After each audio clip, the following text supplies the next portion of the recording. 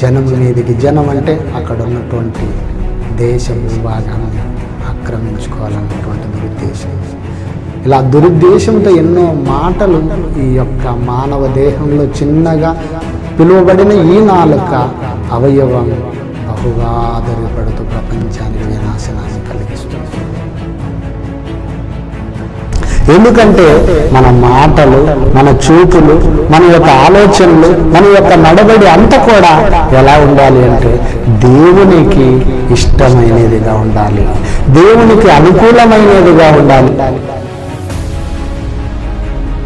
జగదుత్పత్తి మొదలుకొని ప్రతి మనిషి తల్లి గర్భమును దాటుకొని భూమి మీదకి రావక ముందే, పుట్టక ముందే దేవుడు రాస్తున్నాడు ప్రతి మనిషిని.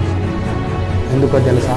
దేవుడు తన పిల్లలు అంత ఉన్నతగా తన చెంత తనతో ఉండాలన్నటువంటి ఉద్దేశంతో దేవుడు ఆశ కలిగి నీతివంతుల జాబితాలోనే ముందే రాశాడు. ప్రేమైన వర్ణాల,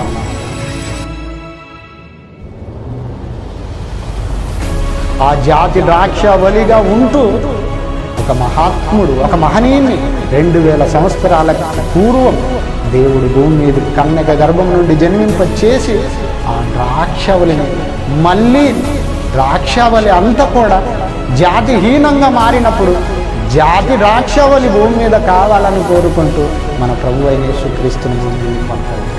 బంధువులను అదుపులో పెట్టుకోవడం, సంఘాన్ని అదుపులో పెట్టుకోవడానికన్నా ముందు మనిషి దేన్ని అదుపులో పెట్టుకోమన్న దేవుడు అంటున్నాడు?